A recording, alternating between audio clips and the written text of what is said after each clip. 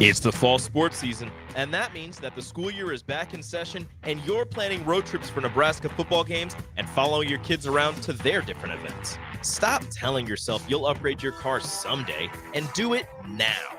Mullen Motors lot is full of great vehicles to take home so you don't have to worry about your current car struggling through another season. Come check out their lot just north of 48th and Lake and find your next ride. As your fall schedule gets busy, you'll need a reliable way to get to your destinations. Mullen Motors. No taglines, just quality vehicles. Mullen Motors. I'm softball player Jordy Ball, and I'm proud of my Nebraska roots, and I'm proud to be back home. And at Midwest Bank, they're proud to be your local community bank. They believe in family first, taking initiative, showing integrity, and rolling up their sleeves to support their local communities. They treat everyone like family, no matter where you're from. Whether you walk into a branch in York, Lincoln, Norfolk, or Pierce, you know you're going to be welcomed with a smile. Your community, your bank, Midwest Bank.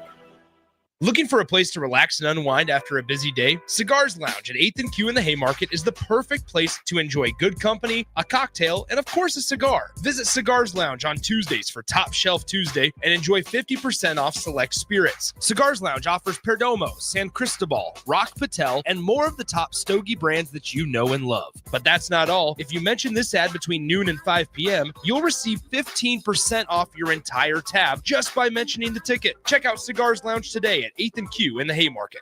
All right, Reed. Husker Hoops just wrapped up. As Williams turns the corner, two more into the line. A chance for three, Bryce Williams. Hustle down to the block, post up, and go to work now on 93.7 The Ticket. And the offensive rebound, Berke Butunjel.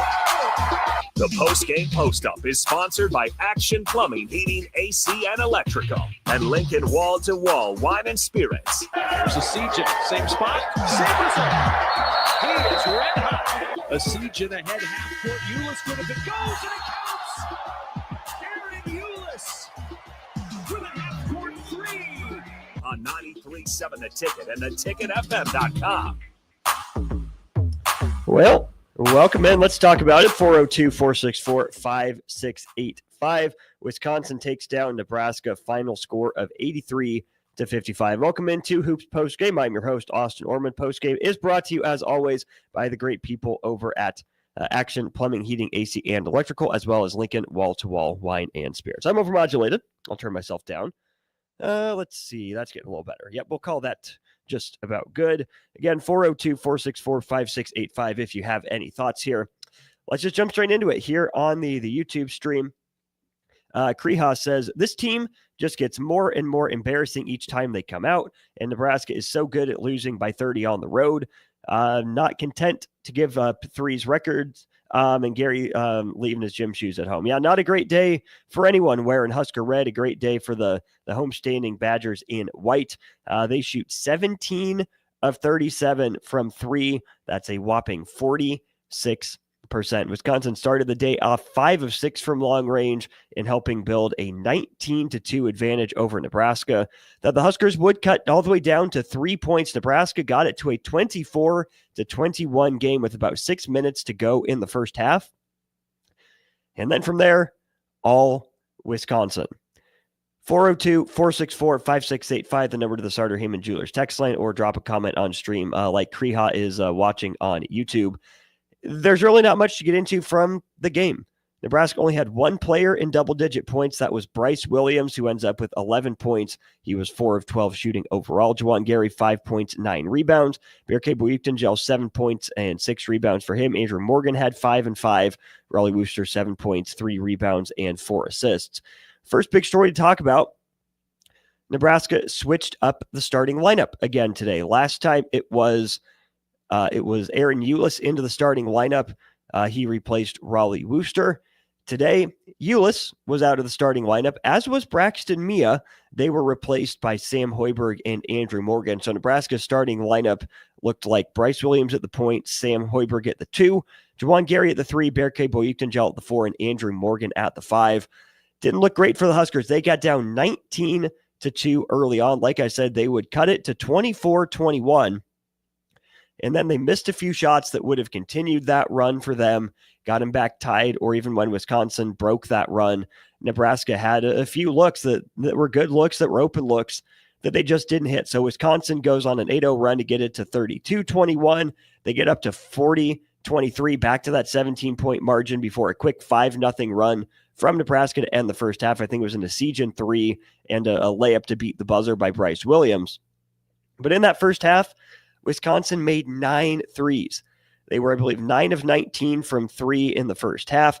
They compound that with 8 of 18 in the second half to go 17 of 37 for the game.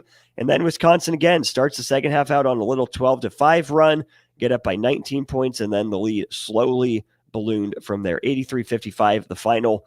Jason Baird on YouTube. Yeah. Can't say much better myself other than yikes. Yikes is about it.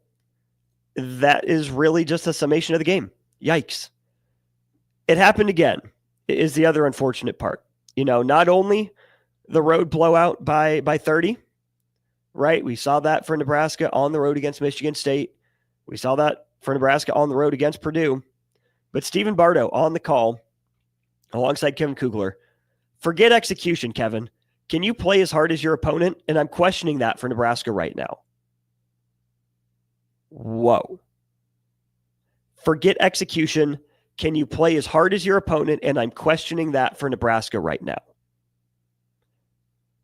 That's a bigger problem than anything we can talk about. And I don't know where that's coming from. It's a team that is not showing mental resilience. Is Wisconsin better than Nebraska? Yes. Should Wisconsin be 28 points better than Nebraska? No, I wouldn't think so. Especially a Wisconsin team that is still trying to remake itself. This isn't a traditional Wisconsin style, and they're adapting to a new style better than Nebraska ever has. It's crazy, guys. The effort was not there consistently. Nebraska hung its head, and Nebraska didn't get into action offensively. I wouldn't say they started chucking necessarily. Nebraska was just going through the motions, and that is absolutely a problem. Let's go through some comments here again on YouTube. We got Dave, who says, so this is the team next year. Asijan, Hoiberg, Frager, Grace, Bearcate, Griffiths, Bolus, Burt, Janowski. Where is the scoring? Well, the scoring's in the transfer portal. Dave, the scoring is in the transfer portal. I would look for Nebraska to turn the keys of the program over to Nick Janowski. That's a guy they're really high on. That's a guy I'm really high on, and I know a lot of people around the program are really high on what Nick Janowski can bring to the table. Braden Frager, local product. We'll see if he's able to offer anything after his redshirt year. Both those guys are redshirting. Asijan's going to have to get more consistent. He was 2 of 4 from 3 in the first half, and he ended 2 of 7. That's not good enough, right? He is streaky. We knew that about him coming in. It's been a while since Connor Asijan has put together, 40 minutes or at least a complete game of basketball on the offensive end. Maybe Sam Hoiberg can take a step up as a scorer if he feels more empowered to do it. I doubt it.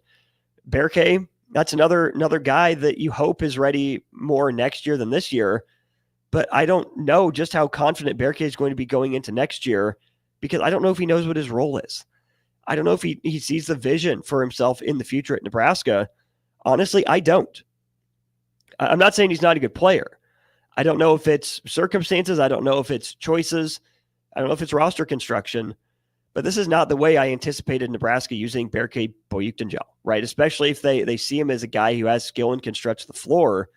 That's what they think, right? He went 1 of 4 from 3 today, pretty much in line with what he's doing on the year.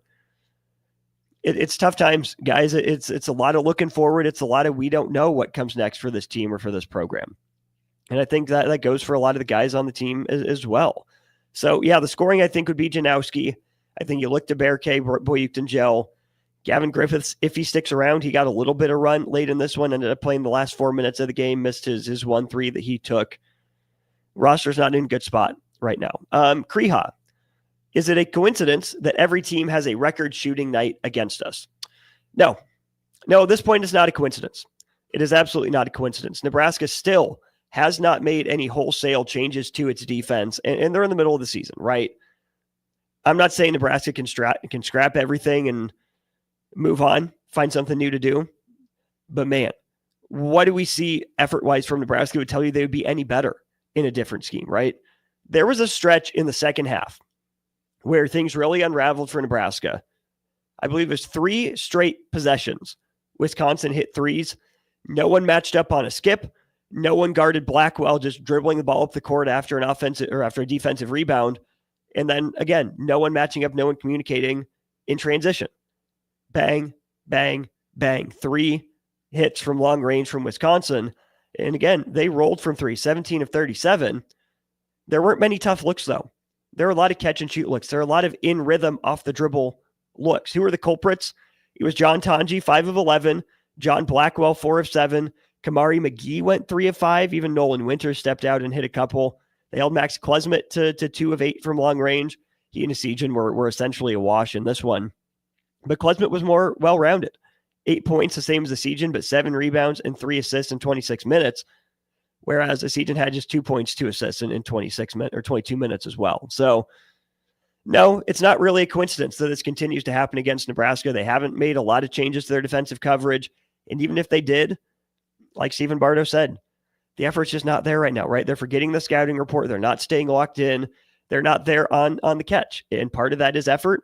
Part of it is scheme that they work hand in hand. And it's not good enough for Nebraska right now. Let's see here. Al, this is a really interesting point here, Al. Let's actually go ahead and take a break here. I'm going to clear my throat a little bit. We'll take a short break. Al has an interesting point here on the YouTube stream to bring up. We'll talk a little bit about that, what Bryce Williams has shown, or more importantly, not really shown over these last few games. We'll do that when we get back to postgame momentarily. Rico, let's do the final checklist before we head out. We have a lot of people coming to the tailgate today. I'm ready. Burgers? Check. Chips? Check. Icy cold beer? Check. Except this one. I'm forgetting something. Wait a second. Where's the Führer's cheese spread? I can't stop eating it. Rico! Relax. I always pack extra. It's the biggest hit of the tailgate. For the best appetizer, party dip, and tailgate snack, load up on Führer's cheese spread today in most local grocery stores. Riddle's Jewelry is excited to be celebrating 65 years. 65 years of so many incredible memories celebrating with each of your special moments. In celebration of the 65th Riddle's Jewelry anniversary, we will be offering up to 40% off all engagement rings and all diamond fashion jewelry. The excitement doesn't stop there. Riddle's Jewelry is also offering 18 months, 0% interest and $0 down financing on all qualifying purchases. Riddle's Jewelry has always been known for incredible customer service, one of the largest selections of engagement rings, and don't forget about the on-site jeweler. Come celebrate with us at Riddle's Jewelry, your one-stop diamond shop with exclusive Levian jewelry, Pandora Charm jewelry, and more. All at Riddle's inside Gateway Mall.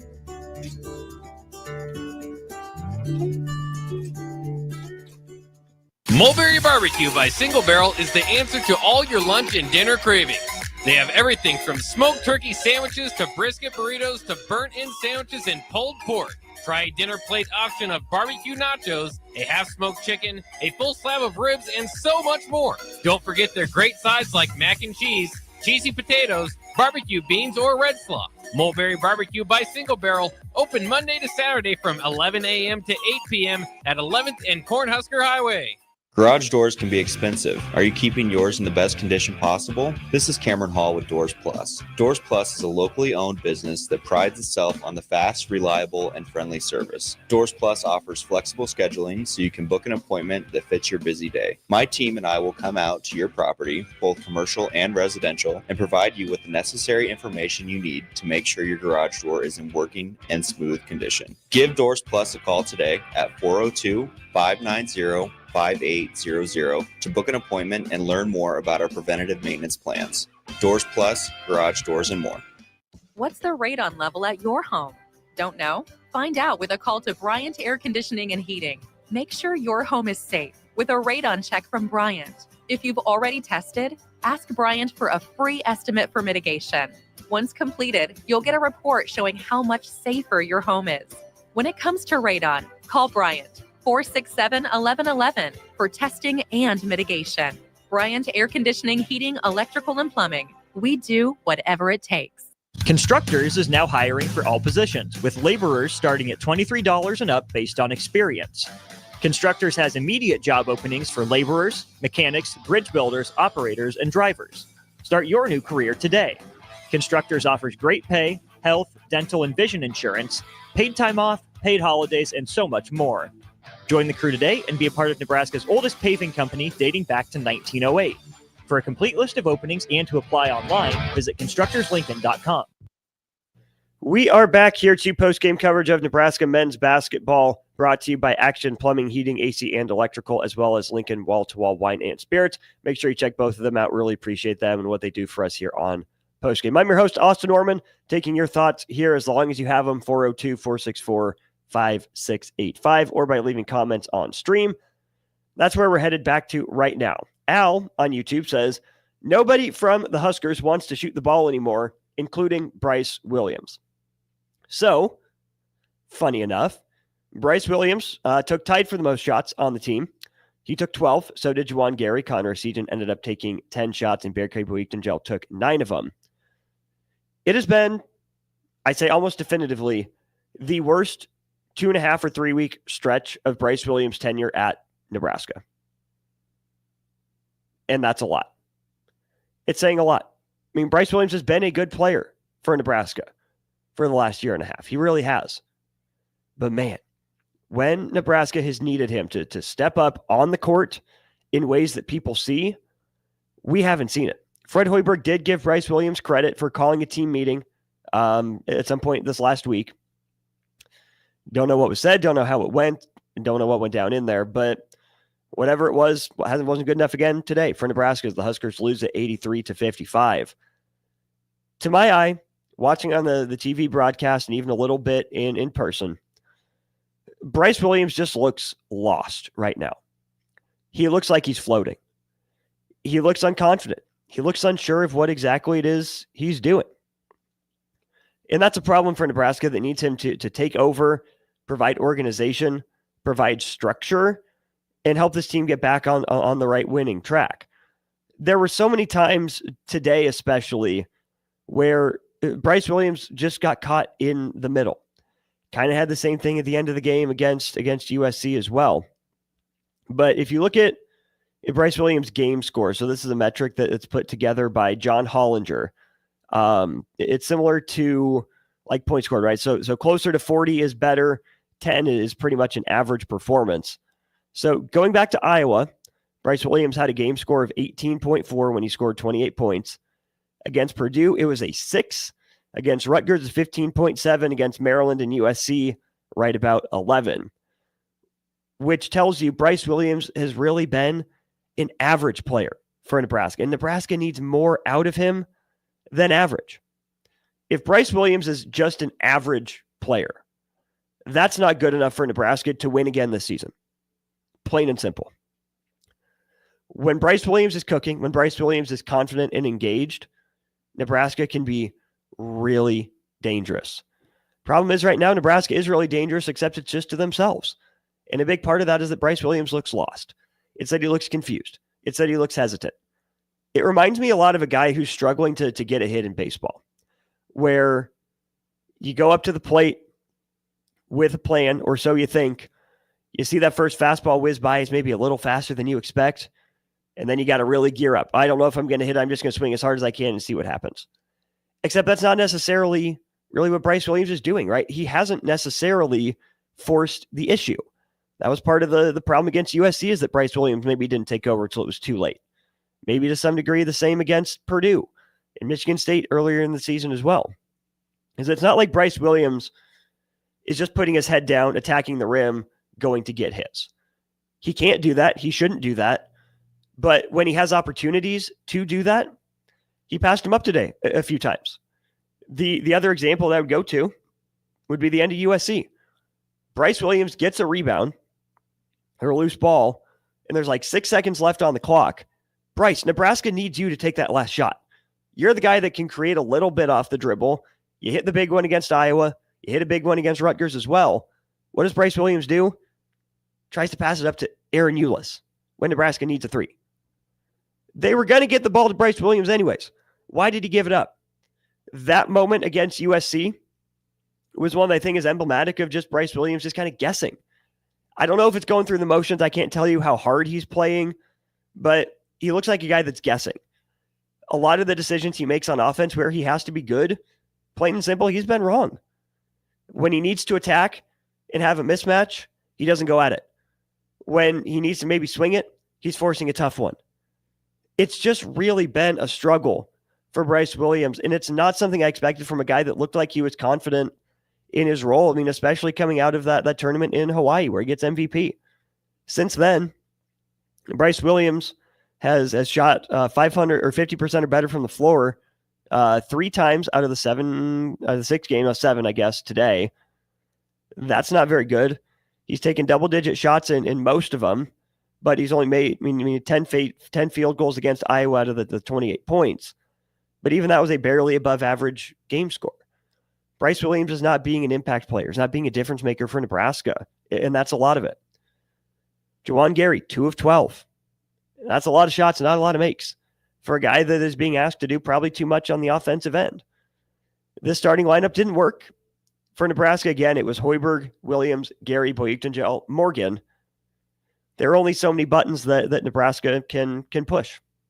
Do you want Nebraska to toggle through more and more starting lineups to try to find something that works? Would you rather Nebraska take the lineup it has now and just ride with it the rest of the year? Let me know. 402-464-5685. You could talk me into it either way, but I really think Nebraska should probably just stick with this starting lineup or maybe even go smaller. There was a tweet from, I think it was Jacob Padilla. That's who it was. I want to make sure I give him proper credit if it was indeed him. Or Jacob Padilla, sorry. So, here's what he said. If Nebraska's not going to guard anyways, they just need to play a siege in 30 minutes. Gary should play the 4, play Boyuktanjel at the 5, or cut his minutes. The big lineup isn't working on either end anymore. Some of it was shooting variance, but Nebraska went on the run after downsizing. I think Wooster, while flawed, is also just their best point guard. The lineup gymnastics recently have been strange. There's a lot to get into there, including, at this point, if defense isn't going to be Nebraska's calling card. I know my dad was texting me a little bit about this through the game. So, Dad, if you're listening, here's a little bit of my response to that since I haven't texted you back yet. Defense clearly is not Nebraska's calling card, especially not perimeter defense. Not right now. And that's for a few reasons. Number one, it's the trapping along the baseline that leads to a lot of long closeouts. It's the lack of activity in those traps where guys are allowed to make straight line passes out of it, which leads to crisp ball rotation and getting the ball in the shooting pocket. And the other part of it is honestly just a general lack of athleticism on the roster on the perimeter. Nebraska can't stay in front of guys. Nebraska has to sag off of guys to make sure they stay in front. When you sag off, you give Division I caliber players room to shoot. Guess what they've done recently? They've made Nebraska pay. Going into today's game, opponents were only shooting 33% against Nebraska for the year. I would love to see conference-only stats on that because there's no way it's less than 35 or 36%, probably closer to 37, 38%, which tells you just how bad Nebraska's non-con opponents were at paying off shots from long range. Because right now, conference opponents basically don't miss against Nebraska. It is a function of the scheme. It is a function of the roster. And to some degree, it's a function of effort. But back to what Jacob Padilla was saying. Padilla, sorry, Jacob, I know it's Padilla. If Nebraska is not going to defend, if we have established that teams are going to create open threes against Nebraska and knock them down, Nebraska either has to find ways to slow the game down and make the opponents work for their shots, or Nebraska has to try and keep up. And I probably lean toward Team Jacob, especially with this team right now. Could you put out a lineup of Wooster, Asijan, Williams, Gary, and a big man? I know. Nebraska does not want to do that because they went out and they got 3 transfer big guys. They needed them, but they haven't fit. It hasn't worked for Nebraska yet. Nebraska did have some moments of clarity with that small lineup where the ball movement was a little bit better. They hit a few shots. And really, I think that's probably the way Nebraska needs to go. I think it's got to be one more starting lineup change. And if that doesn't work, that doesn't work. And then we just know that this roster wasn't the one, which I think we're already finding out that this roster was not exactly the one that was going to get Nebraska to the promised land. So whether it's Morgan or Boyukton starting at the 5, I really think that that's the move for Nebraska, is to start leaning more and more into offense and into ball movement. But that's something that has become even more apparent over the 6-game losing streak for Nebraska. First time since, I believe, 21-22 that the 6 in a row has happened. Nebraska's offense just doesn't move, doesn't whiz and whir around the court at nearly the same rate as its opponents. Wisconsin plays with great pace on offense. They move. They have multiple actions going on at one time. And maybe it's just my own familiarity with Nebraska's offense. That's the team I watch the most of by far. But it is kind of jarring when you see how Nebraska moves or doesn't move on offense compared to how Wisconsin was moving, compared to how Iowa moves, compared to how Purdue moves. And some of that scheme, some of that system, Nebraska doesn't, at least right now, not to my admittedly amateur eye, doesn't work in a lot of off-ball actions to take away the defense's attention. It's very obvious when they're drawing up a play for Connor Essegian. They'll run him off the stagger or the double screen. You know they're going to try to look to get him the ball. Well, defenses know how to read that. Bryce Williams a few times, right? You know when Nebraska is going to run a play for him. And they find out ways to guard it. I thought Andrew Morgan had a decent opportunity for a jump hook on the very first play of the game out of an interesting set we hadn't seen much of, if at all, from Nebraska this year. They drop a play for him and he doesn't take the look. I'm not necessarily to Strick's point where he would say, you got to call more sets and more sets and more sets. Because really, what sets do is they target a matchup. And I don't think Nebraska is consistently good enough off the bounce right now, or even consistent enough in the post, if that's the matchup, to go there and feel good about getting a bucket. But the best sets, the best offenses, the most consistent ones, aren't the ones where you have 2 or 3 guys moving at a time. Sure, you can park a guy in a corner, have him wait. But then the other 4 guys got to be moving. And really, maybe all 5 guys have to be moving. And that's just not the case for Nebraska. And it's not just movement for movement's sake, right? We've seen a lot of wasted movements from Nebraska on offense so far this year. It's movement with a purpose. What is that purpose? To take the defense's attention off the ball. Yeah, you're trained to see man and ball. Yeah, there's solid defensive principles fundamentally in the Big Ten. Nebraska's not testing many, if any, teams' defensive principles on any sort of consistent basis at this point. Because there's one action. Because the offense is so simple. And I'm sure a part of that reason is because they have guys playing out of position. I'm sure a big part of that is because they have guys in roles that they aren't comfortable with or capable of playing, so they have to simplify it. And this goes back to one of the age-old questions about basketball. What's the right pace? What's the right tempo for any team to be playing at? When you look at a team like Nebraska, who ends up only 1 shooting possession short of Wisconsin, 62 shots for Nebraska, 63 for the Badgers. Both teams shoot 8 free throws is all. Nebraska gave up only 5 offensive rebounds and 5 second chance points to Wisconsin. So that was pretty even. But for a team like Nebraska that's going to struggle in the half court, you can either continue to slow it down or you can speed it up. I think what we've seen is that slowing it down doesn't work because there's not enough juice off the dribble to break a guy down, get to the rim, or create an open shot for someone. There's not enough shot-making talent that you get bailed out at the end of the shot clock or someone hits a tough one. That's what Keisei Tominaga and Rink Mass brought to the table last year. We're not seeing it to the same degree from Bryce Williams or even the other guys, right? So maybe what needs to happen is Nebraska needs to speed up. Whether it's a full court press to keep the team locked in and engaged, whether it's a 3-quarter court sort of 1-2-2 kind of press, whether it's a matchup zone that I don't know if we've seen at all from Nebraska this year in Big Ten play at the very least.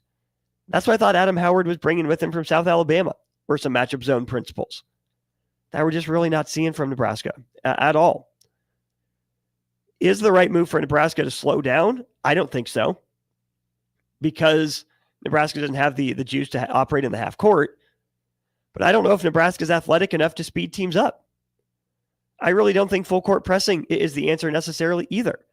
Because like I said, Nebraska's getting beat off the dribble. Nebraska's getting beat around screens. Nebraska can't recover out because there's not elite athleticism up and down the roster.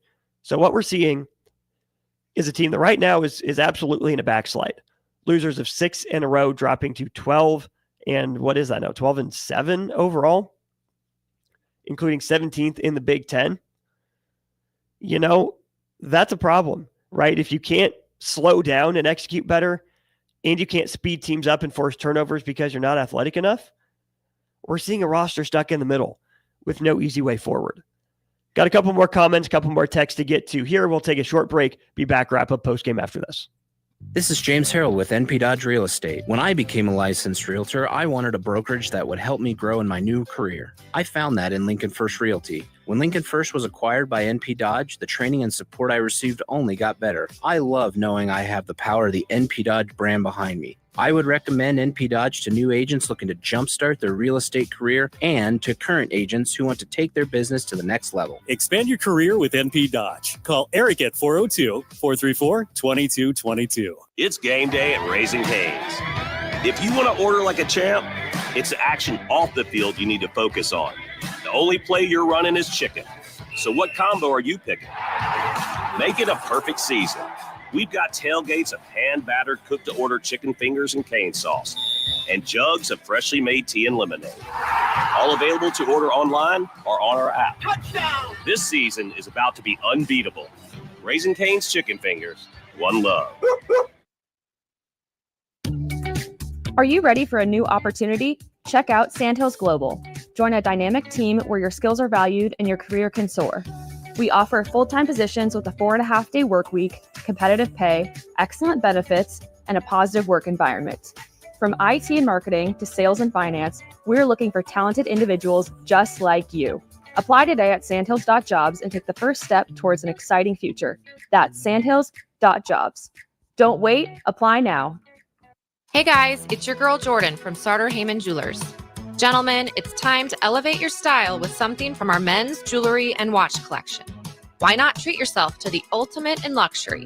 We've got an incredible selection of pre-owned Rolex watches, even those hard-to-find models you've been dreaming of. Whether you're stepping up your game day look or adding a touch of class to everyday wear, our top-tier collection is sure to impress. Stop by Sartor Heyman and discover the perfect piece to reflect your unique style. Until next time, happy shopping, guys. Nebco is hiring CDL drivers for Ready Mixed Concrete, Husker Concrete, and Beatrice Concrete. Nebco offers great pay, medical and retirement benefits, paid time off, and they pay for CDL training. Apply today and start your new career with a $2,500 hiring bonus. From Nebco's beginning in 1908, it's the employees that have formed the company's solid foundation. Start your career today. Visit nebcoinc.com. That's NEBCOINC.com. General Fire and Safety has been keeping Lincoln businesses and commercial structures safe for more than 50 years. From a simple fire extinguisher to full fire suppression systems, Lincoln has trusted General Fire and Safety to provide top-of-the-line products, installation, and maintenance. If you're starting a new business in a brand new building, call on General Fire and Safety to help you plan a fire safety system that fits the specific needs of your business, employees, and customers. Call General Fire and Safety today at 402-261-0116.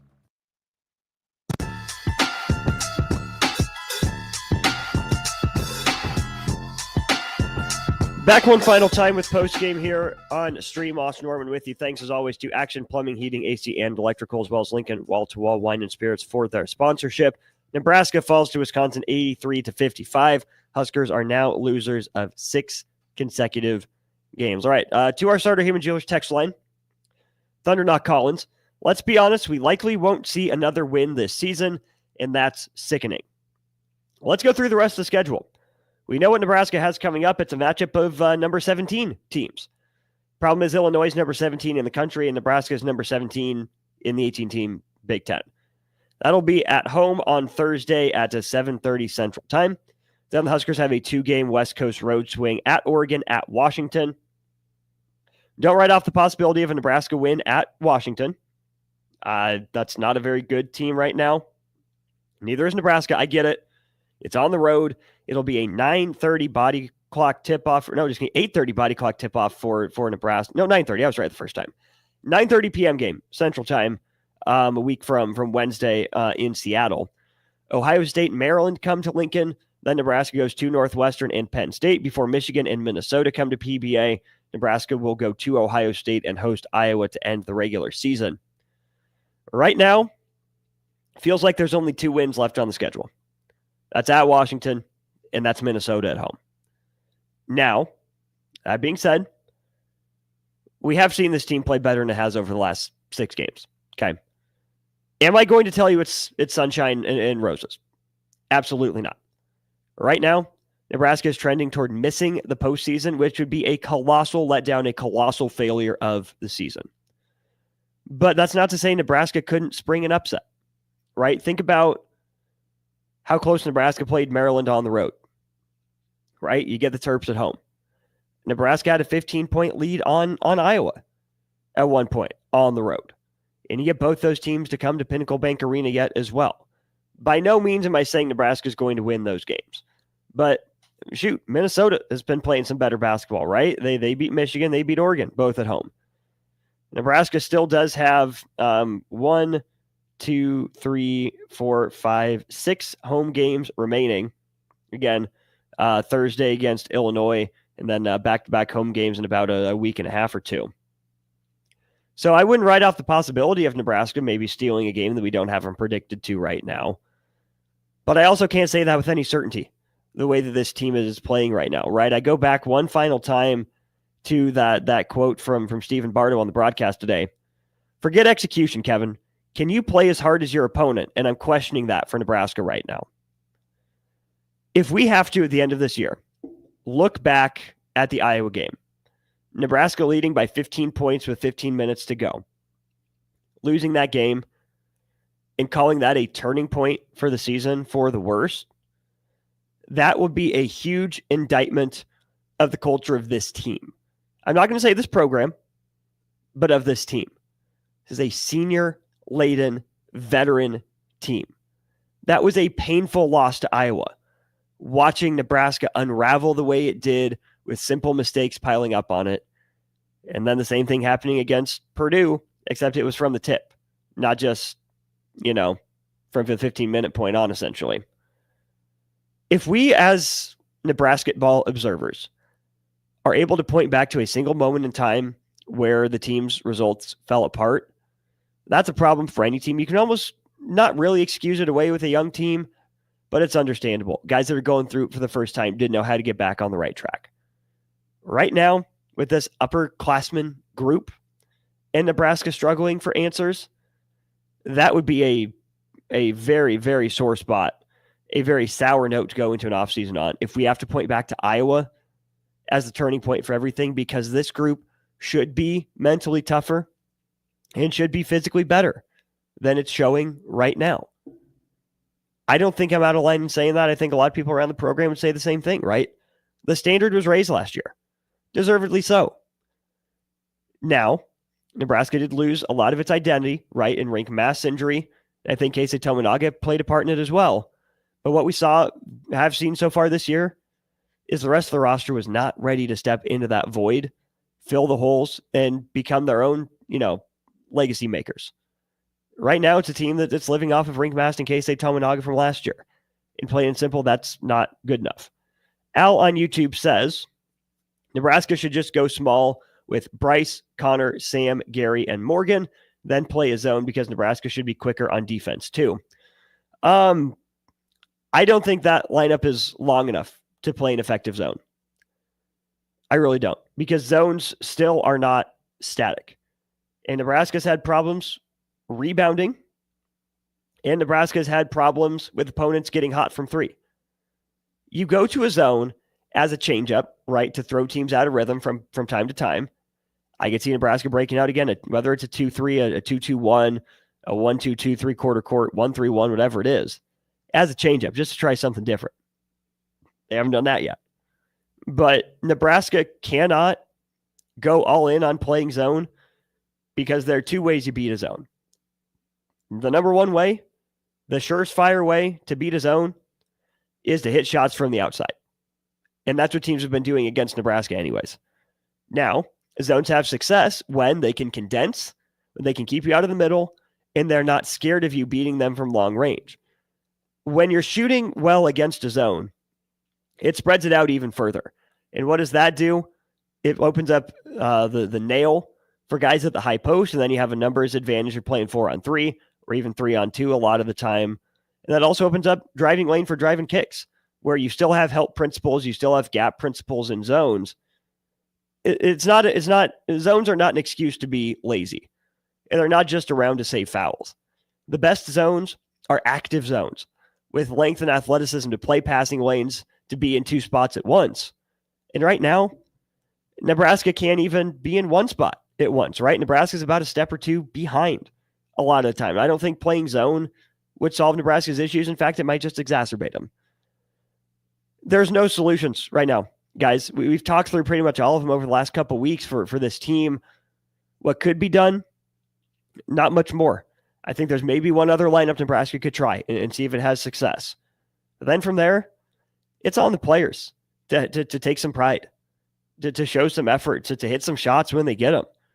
It's on the coaching staff to try to find ways to motivate this team in the throes of a 6-game losing streak. Yes, Nebraska's still a handful of games over 500, and they shouldn't need it.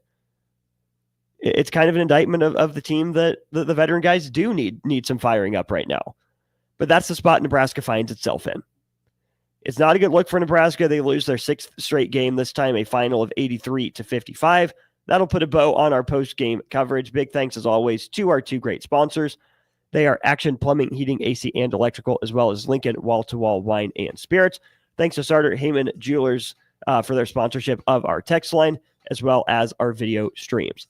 I'm going to get out of here. I know Strick and I will have some thoughts on this game tomorrow, some big picture conversation as well. Don't go anywhere. We got plenty more coming your way here on Ticket Weekends, 93.7 The Ticket and theticketfm.com.